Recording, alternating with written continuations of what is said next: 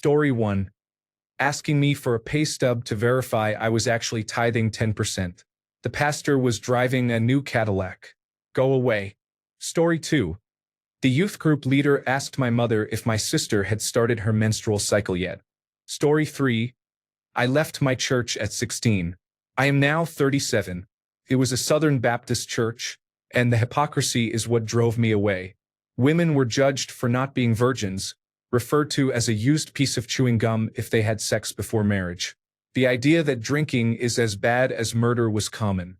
I worked at a bar in college, and some of these good, God-fearing people were regulars. Also, guess who had sex before marriage? They did.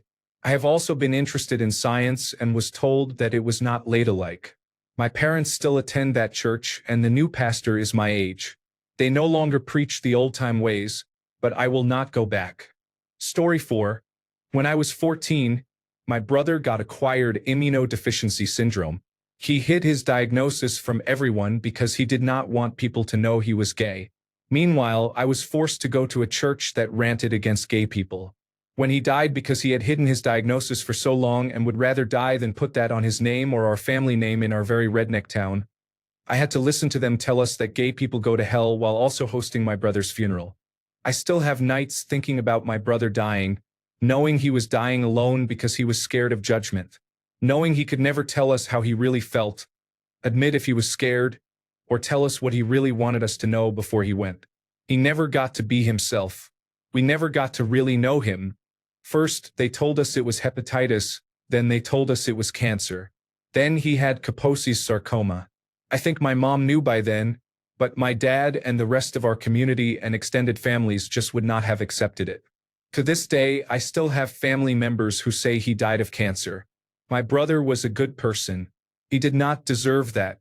When I saw how they treated an innocent person who I cared about and who was really no different from me, I knew it was all false. All just made-up stories to control people. My other brother was gay as well, and the minute he turned 17, he ran away from home. That's just how bad it was around us. After the torment both my brothers went through, my mom became a home hospice nurse for acquired immunodeficiency syndrome patients, and she has been a staunch advocate for lesbian, gay, bisexual, transgender, and other communities as well as pretty much my entire family. The messages churches are sending out about transgender people follow the same rulebook, the same false bullet points they used in the Bush era when same-sex marriage was being proposed and when gay men were victims of hate crimes. Story 5. When stillborn babies who were not baptized were buried under the hedge near the cemetery because they could not be buried in the cemetery itself. Such a heartless religion. Story 6.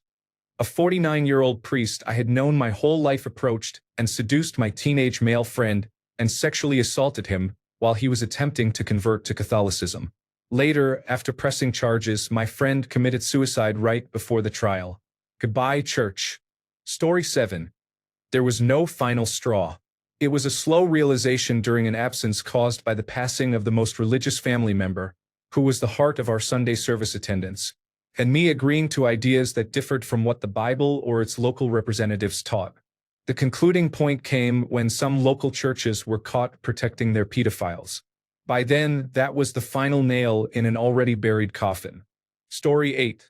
A youth pastor went on a tirade about how your life is worthless if you are not converting people regularly to a group of 13-year-olds. My parents finally agreed that I did not have to go to church anymore. Story 9. It was not one final straw or major event. I was raised in a community of well-meaning but misguided people who failed to recognize my values and beliefs. So I left. Story 10. I prayed and pleaded to the Holy Trinity to stop my uncle from molesting me after my family accused me of trying to get attention. There is no good God who allows that to happen for any reason or plan. Story 11. I was in the church youth group. A boy I had a big crush on bragged about his summer vacation activities. He and his brother visited their cousins in Texas. They said they liked to go out and find gay people to attack as a fun family activity, like visiting an amusement park. We went to different schools. I had gay friends at my school. He and his brother were very large. Everyone else was very impressed and congratulated him for being such a good Christian. I was horrified and stopped going to church not long afterward. Story 12. As I got older, I started to feel guilty while praying because I did not truly believe anymore. It felt like more of an obsessive-compulsive disorder type of thing. Although I think life has been more challenging without that sort of faith, I cannot pretend to believe in something and feel good about it. Story 13. There was not one. I asked questions that no religion has a good answer for. First, I was afraid of that. Then I decided that if there was a God and he was good, my faith should not matter. Any God who would punish a person trying to be good with eternal torture just for disbelief is a monster and not good. That allowed me to start exploring further, and the questions began piling up. The first question I asked before that was, why is my religion more correct than others? Story 14. Getting out in the community was important. The church I was raised in was very strict and thought women wearing pants was a huge issue. They would always preach that gay people were sent here by Satan. I started working with a company that had offices worldwide. The people came from very diverse backgrounds, which was bewildering to my sheltered self. I got to know and become friends with many gay people. I just couldn't go to that church anymore. These kind gay individuals spent their days off volunteering at the local food banks and helping the homeless. Yet the church thought they were bad people. I never saw a single person in that church do anything for the community. Story 15. A lady explained to me that my dog, who just died, would not be in heaven waiting for me because a dog cannot accept Jesus Christ as their personal savior. I would rather be in hell and have my dog, lady. Story 16. It wasn't one big thing. It was many things that just built up until I got fed up and left. The worst part was when they punished me for being a victim of sexual assault. I was told to keep silent about it so I wouldn't ruin my father's ministry. Apparently, that was more important than his child. I was also told I deserved it because I chose to be the guy's girlfriend, and in their mind, that meant I asked for it. I grew up Pentecostal. Courting and dating were for marriage, and even though I was taught to trust someone I saw a future with, I was blamed for trusting him. Make it make sense. Story 17. When the new pastor decided that we needed to move away from serving the local community, an inner-city church, and focus on knowing God. The God I want to believe in is straightforward. The main thing is to look after those in the community who are most disadvantaged. Forget theology and focus on service. Story 18. The pressure to fit in became overwhelming and stifling. Story 19. Not to sound like an elitist snob, but I am literally becoming more educated. I am learning the history and evolution of various religions and the history of mankind as a whole. I observe patterns of how religions are used and contorted to control groups of people or to allow great atrocities to occur. I also see the embedded misogyny and racism within various religions, and most of all, the hypocrisy of the religious. Story 20. There really was not a final straw moment. I just gradually grew up enough to see that this was just make-believe like Santa Claus. There was a period of time after I realized I did not believe this stuff where it may sound odd, but I was afraid to admit it to myself. Christianity is essentially a hostage scenario. If you go apostate, you go to hell. Years of having been threatened with eternal torture if I did not toe the line left me mentally wrecked for a bit. But, like dipping your toe into a hot bath, I gradually acclimated to it and figured out how to own my lack of belief. Story 21. I came to realize that most religious people I met were that way for selfish reasons. Rather than being and doing good for the right reasons, most I know are only there to try to guarantee their ticket to heaven. They do not really care about others. They just want to make sure they get their afterlife. Story 22. A young pastor was continually transferred to small, struggling churches. He lived off donations, food stamps, and his own paychecks. A state church leader visited one Sunday and gave a plaque praising their efforts but offered no practical help. The leader was driving a Mercedes. They are no longer churchy, and their faith is their own. Story 23. The stunning hypocrisy that was on display. Aligning with politicians for personal gain, showing contempt for anyone outside their group, and covering up abuse. Story 24. I was never involved in religion willingly. My parents forced me to go to church while growing up. I am 50 years old and have never gone to church on my own, except for a wedding or funeral. I used to appease my parents and attend on Christmas, But I have not done that in about 10 years. What politics has done to religion has made it impossible for me to sit through even one service a year. Story 25. Faith is very personal. One never stops believing. You just realize that people can be very cruel. Story 26. It was a year-long process in which I became convinced I was reprobate. Scripture says to draw near to the Lord, and he will draw near to you. Yet, despite years of sincerely trying to communicate and listen to God, there was never anyone there. I still absolutely believed he existed but had chosen not to want a relationship with me.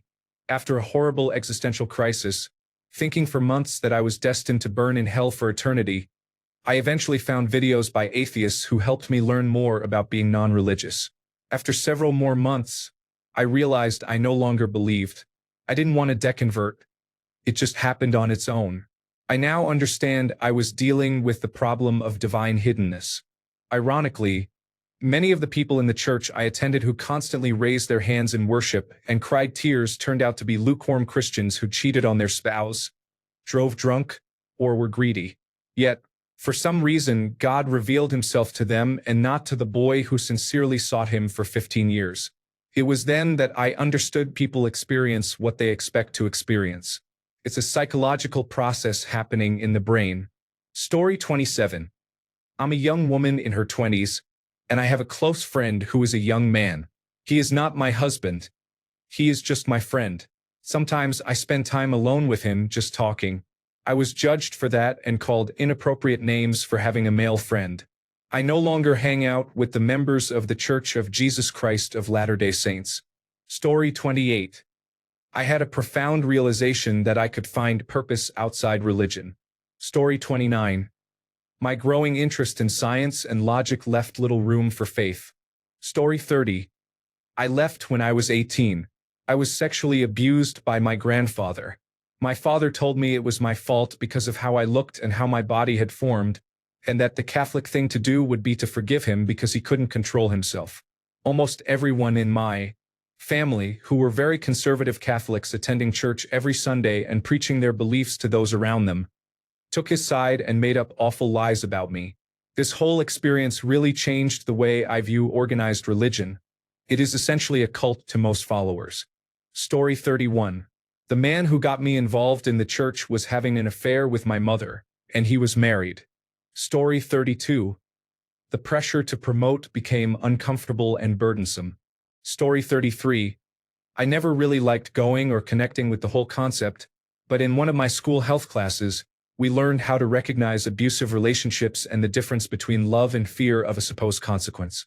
That finally made me realize I only listened to the messages because I was afraid of the consequences. If I couldn't reject this form of abuse, would I ever be able to stand up for myself if it happened to me? So I stopped going. Story 34. I earned a Master of Arts and 2 Doctor of Philosophy degrees and attended seminary. In other words, the more deeply I studied it, the less I believed in it. Story 35. Hypocrisy of the people running the church and the parishioners. Story 36. The excuse for being treated poorly is always, "This is God's will, and he has better plans." Bad people hide behind God as an excuse for their bad behavior. Story 37. One of my first jobs was working for a Christian call center that took calls for the Jim Bakker Show. Seeing how that man manipulated people for money under the name of God was eye-opening. He was not the only one. I took calls for other ministries and they were similar. Story 38. Watching my family divide over differing beliefs made me question everything. Story 39. No going outside without a man. No wearing what I want, no makeup, no music, no life. I am cursed day and night by everyone. When I open a book, podcasts, or TV channels, all they do is tell me how I am the reason for all evil because I am female, how I am nothing, inferior, dumb, and so on. Here is a news flash. 100% of Islamic countries are ruled by Muslim men, and they are corrupt. No one helped Palestine. These are the most misogynistic countries. But let us just ignore these and focus on your tantalizing lip gloss. It is completely strange how religion honors women, but all I see are privileges for men. It seems like religion is a bunch of rules women must adhere to, while men just ensure women follow those rules. polygamy for men, inheritance for men, control for men. I cannot go to heaven unless I obey my husband, not the other way around. If I do not fulfill his desire, I am going straight to hell. He can beat me, lock me in the house. I must obey my husband more than my father. Long list.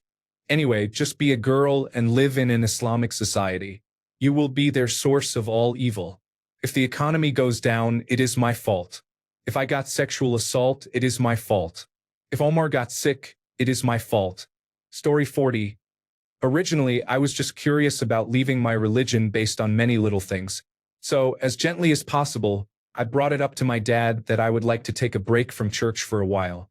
The way my dad reacted pushed me over the edge and led to me actually leaving.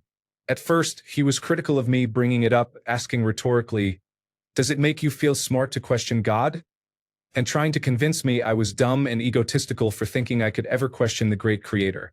As the conversation progressed, and I was able to logically and respectfully answer most of the questions he asked, many of which were fallacious, he started to get more frustrated.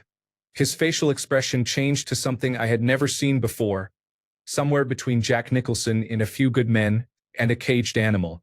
As his arguments became more aggressive, they fell further into bad faith, and I had to break it off. Seeing him like that was terrifying.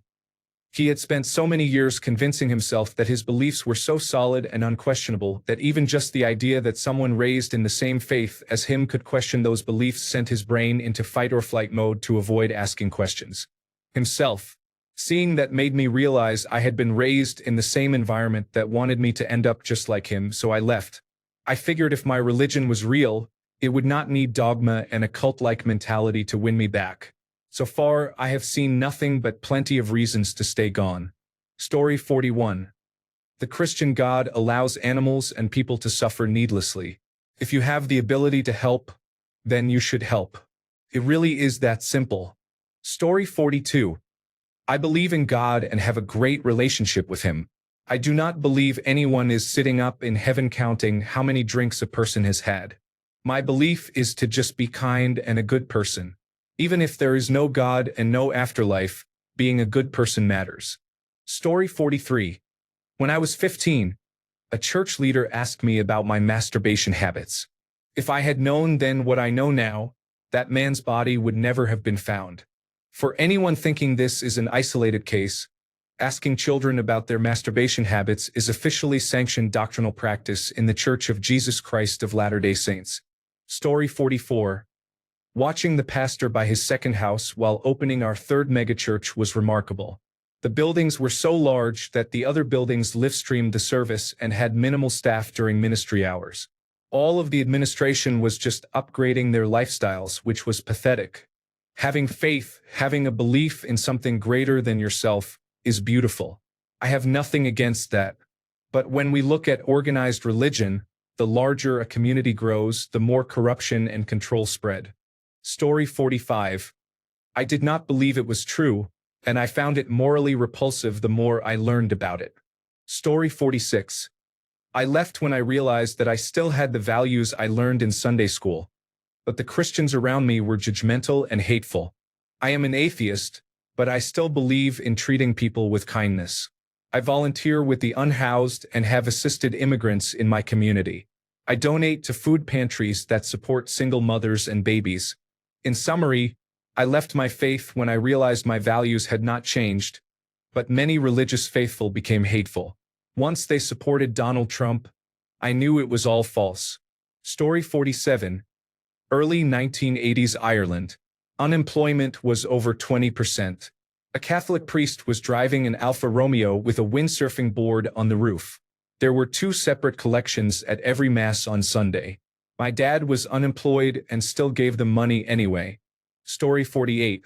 When my parents were still alive, my dad had early-stage dementia, where several memories would merge into one.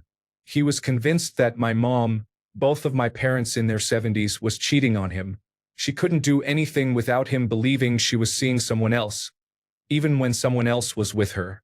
It became worse and worse. My oldest sister and I decided to take my parents to see the priest of their church. In their religion, Orthodox Christianity, The priest's wife is considered holy as well. While we were there, my dad was talking to the priest on one side, and my mom and sister were talking to the priest's wife. I was standing nearby listening when the priest's wife said, "Sister's name, your dad is possessed by a demon. What you need to do is spit on him and say, 'Demon, I reject you,' 3 times. I snapped. I shouted that the first person to spit on my dad would get knocked out. I stood up to the priest's wife and said she'd be the first. I went on a tirade saying the doctors had already diagnosed early-stage dementia and that this whole demon thing was nonsense. My mom and sister pulled me away from her. I never went back to a service other than funerals, memorials, or weddings. It still makes my blood boil, even after 17 years. Story 49. Our Catholic priest, Father Alvin Campbell, molested a relative. He was later sent to a new parish to molest additional victims. Eventually, after many more victims beyond my relative, he was briefly jailed. The Catholic Church, specifically Cardinal Joseph Ratzinger, later Pope Benedict XVI, refused to defrock him, allowing Campbell to continue abusing children. I will never attend another church of any kind, and I will certainly never tithe. They are individuals who cover for other abusers. They represent the very vile corruption of all they claim to oppose. If every abusive priest were condemned for all eternity, it still would not make up for the harm they have caused, not only to their victims but for the resulting fallout affecting everyone. I hope every pope, cardinal, and archbishop faces judgment for the suffering they allowed by covering for abusive priests. Because they all covered for these offenders, they share responsibility for new victims as much as the abusers themselves. The Catholic Church is far more monstrous than what they claim to oppose. Who needs to abhor evil when you have abusive priests standing before you smiling as they harm children? Compared to Alvin Campbell and Pope Ratzinger, evil seems almost tolerable. Story 50. The priest asked us to pray for Christian prisoners of war, and my 13-year-old brain thought, hold up, why only the Christian ones? In that moment, I realized that everything in the church had an explicit or implicit message of, our way is the only way, and everyone who isn't us is wrong, bad, a sinner, or undeserving. I did not like that at all. Story 51. For me, it was when the Catholic Church covered up the rape of children. How anyone can support an organization that does something this despicable is beyond my comprehension. Story 52. Taxes. Fellow Germans will know. In Germany, you have to pay taxes to the church. Story 53. Honestly, there was no final straw. I always understood that there are good people and bad people wherever you go. I just began doubting the truth of what I was being taught. The more I questioned, the more I realized that the evidence did not support what I was taught. Questions that were dismissed, such as why does an all-powerful God let bad things happen to good people? And why does the salvation of man require human sacrifice in the form of God's Son? Demanded more justification from my mind. Thoughts and behaviors that felt hypocritical as a Christian began aligning with a new worldview that removed religion. I do not think religious people are bad people. Some of them are great. I just think they happen to be wrong about the existence of God and the realities of our existence. Story 54. When my new work colleague, who happened to be gay, was terrified of me because he knew I went to church, I did not really understand it until it finally dawned on me. It was strongly impressed on me when my church pastor preached about why it was wrong. Finally, all the unanswered questions arose. Why go through the elaborate story of coming to earth via a virgin to die for 3 days and then come alive again to save the world, when you could just speak the word and save the world? Or can you? Story 55. When the bishops of our Catholic Church started supporting Donald Trump for the presidency, I should have left. It became clear that priests who molested children were being protected by the church. Fool me once. Story 56. Before the service, the pastor announced, if you are not tithing to this church, please leave. He lives in a 10,000 square foot mansion on a lake with expensive cars and a plane. I gave my tithe elsewhere and never returned. When they show you who they truly are, listen. Thank you, God. Story 57. Left Christianity at 17. On the first day of scripture class at the Catholic high school I attended, the priest sat with us and said that he did not care if we chose not to be religious, if we left the faith, or if we found it. He just cared about teaching and helping us find who we are. He then went right into the contradictions in the book of Genesis. I was still figuring myself out at the time, but I knew I was gay, and I knew that I did not really believe in God anyway. I am now a gay trans man, and I am not going back to Christianity. Story 58. The pastor's son groped me on the school bus. The next sermon was about forgiveness, and the one after was about women staying chaste and not tempting men to the devil. A few months later, I was baptized there. The pastor grabbed my rear. I was 12. Story 59. The hypocrisy of the Catholic Church, their treatment of homosexuals despite many priests being gay, and the foolishness of many of their beliefs. Story 60. There were many problems, but I was extremely naive about the Roman Catholic Church. My naivety ended when I had the delusional thought that God wanted me to be a priest. I discovered that the Catholic Church has scapegoated gay priests for the pedophilia crisis. For many reasons anyone with common sense could probably understand, this showed me that they were never truly reformed as they claimed to be. I told my local bishop that if they made rules based on false information, the whole crisis would eventually happen again because they were not addressing the actual problem. He told me I was in a state of grave sin for questioning church teachings, and I realized I was an idiot surrounded by others. I am now happily out of the church and dating the man of my dreams, but I cringe when I remember my time in that church. Story 61. Seeing everyone go nuts over miracles like people's headaches and depression being cured. The Bible said that Jesus raised a man from the dead, and Paul cured a paralytic man. What happened to real miracles? It all suddenly felt so absurd. If we are supposed to believe in the power of God, then why can't something that is actually objectively impossible happen before my eyes? Why is it always something subjective and self-reporting? Story 62. When I was a young teenager, I considered myself a Christian who believed in God and in Jesus. It was comforting to believe that heaven and hell existed, that our souls were eternal, and that if there is no justice in this life, it will be served in the next. Good people will go to heaven and bad people will go to hell. Then, sometime when I was 16 to 18, I started disagreeing with Christianity's definition of justice. I eventually came to the conclusion that there was no real evidence that God existed, and that even if he does exist and he is exactly as the Bible describes him, then he does not deserve anyone's worship. Some of my issues with Christianity: if one follows the Bible to the letter, then one has to accept that it is somehow a moral failure to lack faith in the Christian God. What about all those people who were raised in non-Christian cultures? What about all those people who died before ever meeting any missionaries or before they ever heard the good news about Jesus the Savior?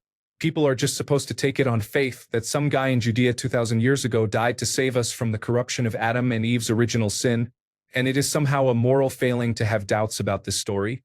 The Bible has passages implying that homosexuality is unnatural, in part because that is a union that will never lead to having biological children.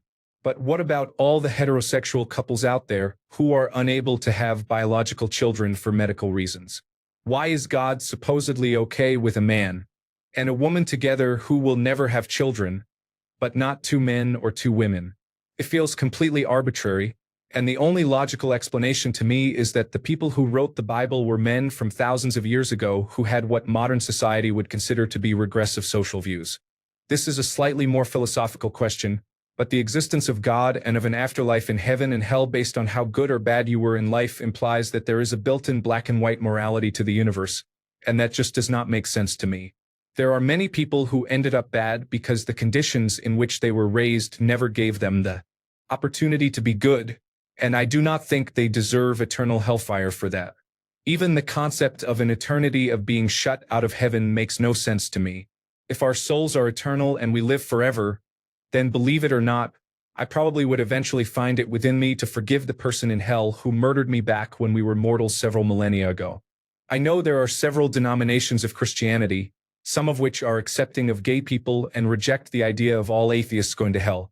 But to me, that honestly just feels like arbitrary picking and choosing of what to believe in the Bible, and I cannot personally see myself doing that. When I became an atheist, it did force me to accept the idea that there is no one looking out for me, that many bad people will live comfortable lives and many good people will die horrific deaths after miserable lives, and that there is no justice in this world or any order to the universe. But no longer believing in God was also freeing because our lives are our own. We can choose to be good to the world and to the people around us without some esoteric supernatural force influencing our decisions. Story 63, Catholic Church. All of the abuse that was covered up was still going on even though my faith was pretty low. That pretty much killed the last of it. I was thinking about taking my kids to church because I remember it fondly as a kid. However, while I was considering it, a local youth minister in the church I would have gone to was arrested for abuse. My kids can make up their minds when they are older. I am not taking them. Story 64. When my Sunday school teacher started teaching us conspiracy theories about the end of the world and reading the Bible backwards. This was a Catholic church, by the way. Story 65. The pastor told me in high school that if I did not tithe, then God would not listen to my prayers. Of course, he was arrested for embezzlement within a year of this. Story 66. I am a gentleman farmer, and I help people who need food. I hunt and fish, so I have slabs of tuna, cod, and whitetail venison that I cut and grind into hamburger meat and roasts. I bring sacks of vegetables, buckets of beans, tomatoes, and eggs from my chickens. Legally, all I can do is put the food in my truck bed and let people take it from my pickup cooler. My church did not help those in need after the state said we could not give the items away without nutrition labels. However, the church has defended a pedophile priest extensively. Story 67. This is going to sound like a joke, but I had to be told that Santa Claus was not real by my parents because I believed it for too long. This marked the beginning of my journey to atheism. Story 68. I worked it out at a very early age that the stories in the Bible could not possibly be accurate.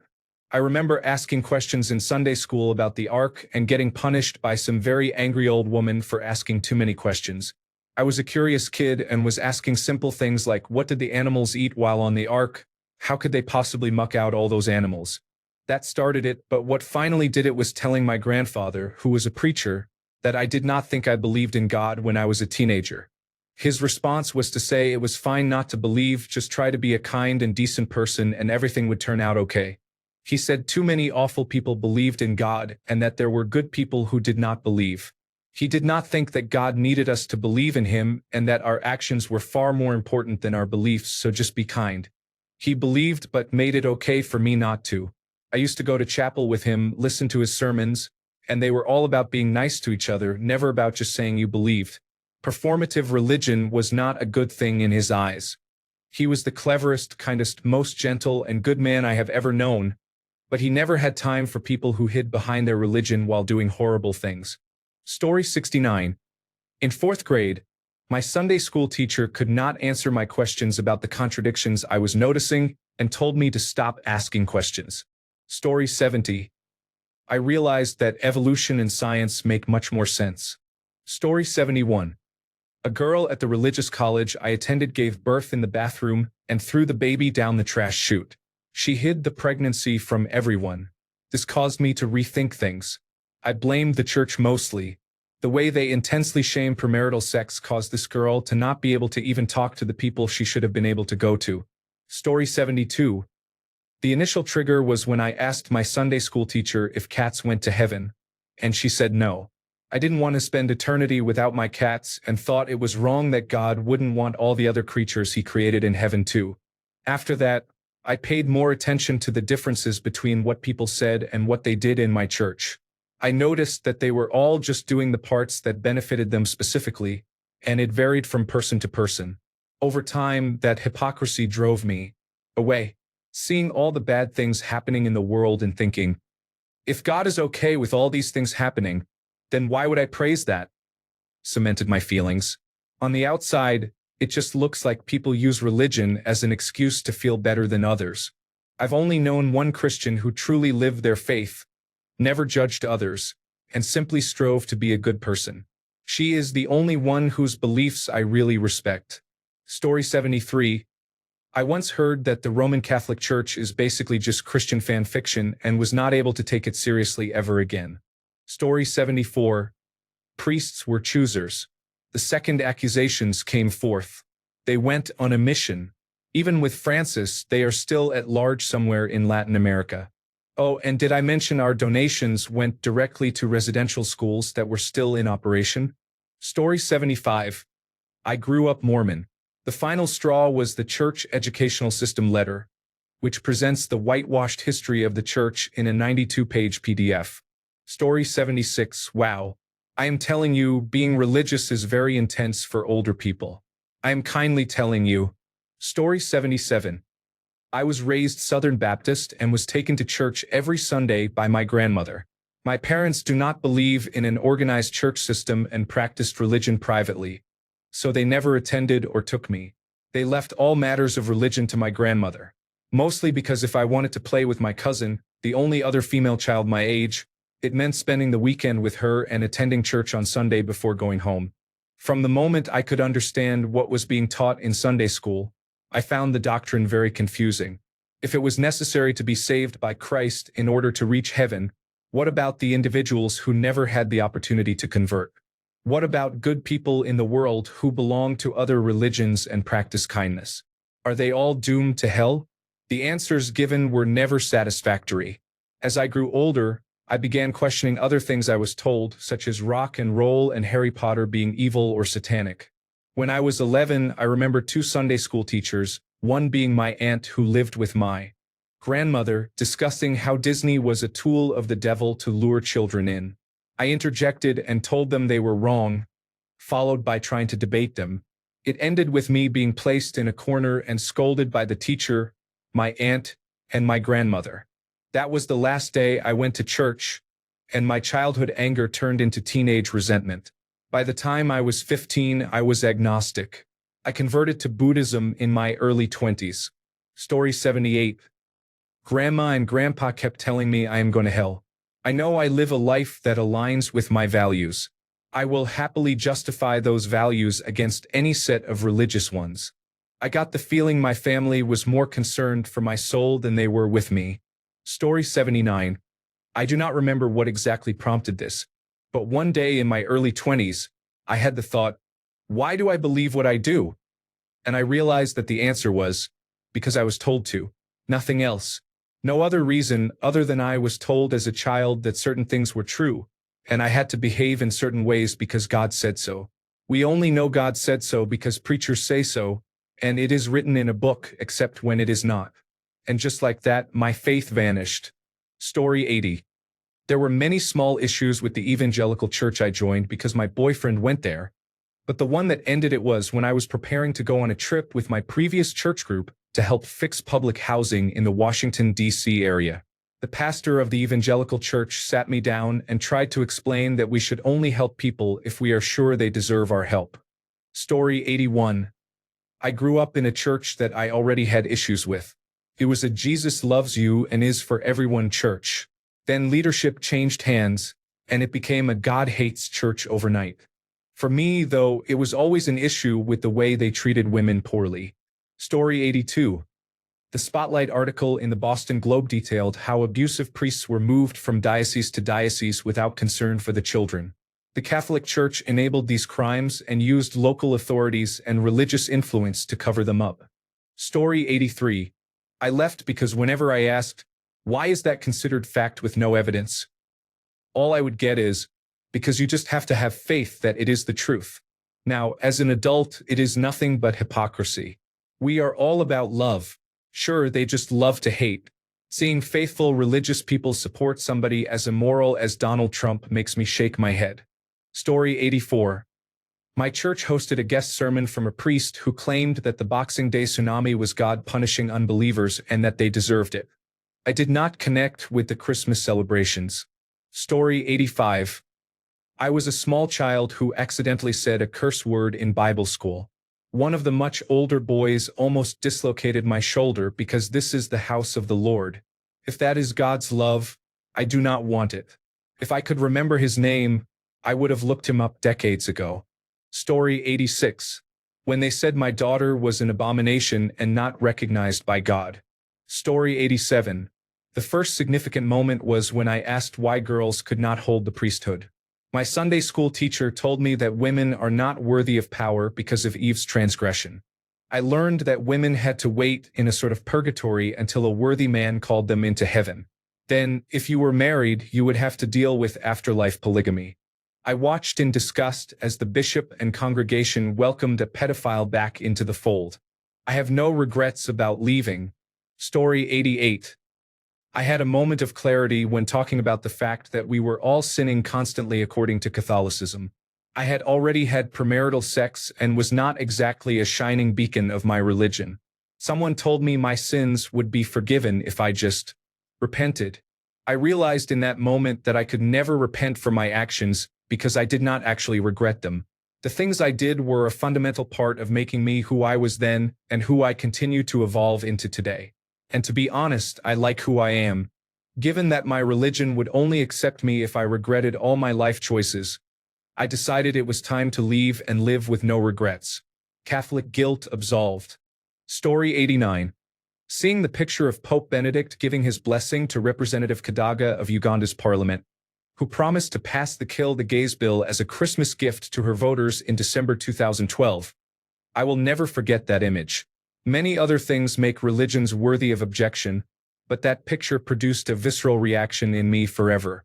Story 90. Christianity. Protestant and Catholic traditions require too much mental gymnastics and suspension of disbelief to make sense. And even then, they do not fully make sense. Islam. There is too much reliance on Muhammad regarding matters of law when the Quran does not address an issue. I rejected the hadiths and moved from Sunni Islam to Quranism to secularism. Story 91.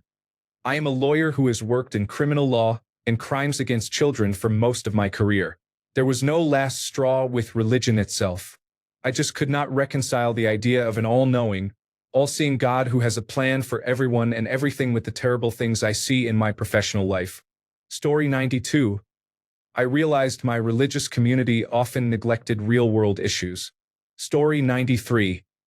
I became old enough to think critically and realized that Christianity was a collection of stories that often contradicted itself. Later, I came to understand that all religions were similar in that way. Story 94.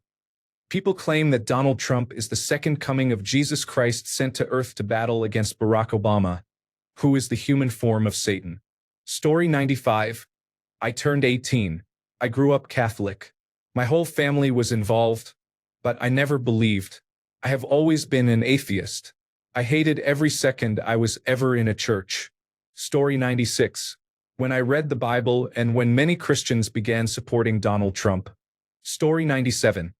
When Barack Obama was running against Mitt Romney, a woman went up during church announcements to say they were organizing a bus to pick up people and take us all to a Mitt Romney rally to show support for our future president. It was a simple Catholic church, and my family is very liberal. However, you are not supposed to talk about politics at church. We always respected that. We could see that times were changing and the local conservatives were becoming more extreme, so my extremely Catholic mother and I walked out and never went back. It is a shame. I had already been fed up with the church for years after being bullied by a nun and belittled by the priest throughout my childhood. I was over it. Story 98. Donald Trump. The teachings of Jesus Christ do not coincide with his morality or lack thereof. Still, most Christians support him. Story 99. Double standards. A recurring issue with priests involved in misconduct, brutality, and conspiracies by higher authorities. My parents did an excellent job instilling good morals in my sister and me. Yes, that may be a direct result of their religious upbringing. However, I can instill in my daughter the morals and integrity she will need to navigate life. I do not need any unchecked moral authority to influence her life. Story 100. It happened in stages, but one of the noteworthy moments I remember my attachment to the church breaking is when my confraternity of Christian doctrine teacher told me that animals, specifically my dog, do not have souls. Story 101. I found peace in nature and realized I did not need a church to connect. Thanks a bunch for sticking around till the end of the video. Remember to subscribe, and until next time, stay awesome and goodbye.